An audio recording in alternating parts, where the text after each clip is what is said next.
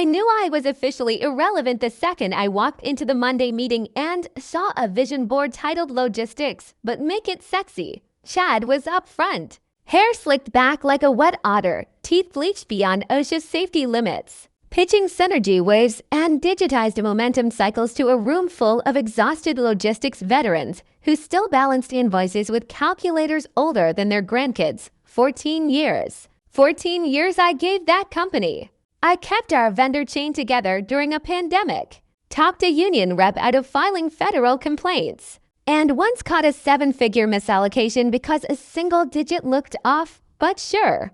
Bring in the founder's son with his Horton certificate and jawline like a poorly drawn triangle, and call him the visionary. I was still holding my styrofoam cup of burnt breakroom coffee when Henry, the founder, the man who once called me the company's immune system, stood up and clapped like he was introducing Elon Musk's mediocre cousin. Everyone, this is Chad. He'll be joining as co-strategist.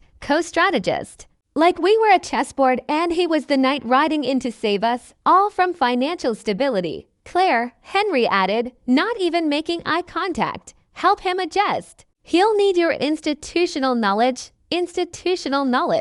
That's code for do all the hard parts, but don't speak too loudly while doing them. Chad spent his first week firing 3 competent operations leads and replacing them with his fantasy football buddies from undergrad. One asked me what a ledger was. Another renamed Slack channels into hashtag hustle harder and hashtag big brain moves. The third tried to schedule yoga in the warehouse. And yet I smiled.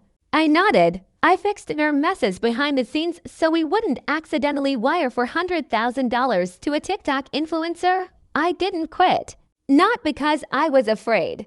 Because I knew things. I knew where the bodies were buried in the ledgers, and I knew Chad had missed something. It started with a contract renewal, small freight. Supplier, Pittsburgh, nothing flashy. But the escrow clause, my signature. And Henry's dual authorization, built in 2016 as a safeguard. Chad didn't even know it existed. That fund wasn't just money. It was leverage. Cold chain logistics depended on it.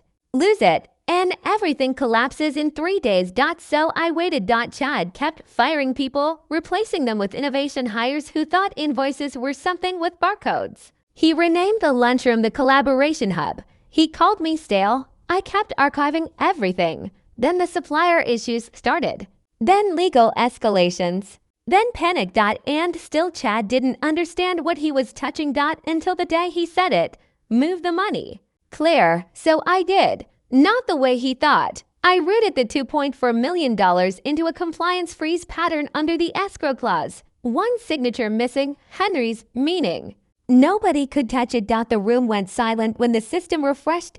Chad blinked. What did you do? I enforced the contract you never read. By Friday, Cold Trail Logistics froze all shipments. By Monday, the board was screaming. By Tuesday, Henry walked into the room. What's going on? Chad pointed at me. He sabotaged everything. Henry read the contract. Then he looked at me. Why now? Because he tried to turn supplier protection into a marketing budget. Double quote silence. Then Henry closed the folder and finally looked at his son.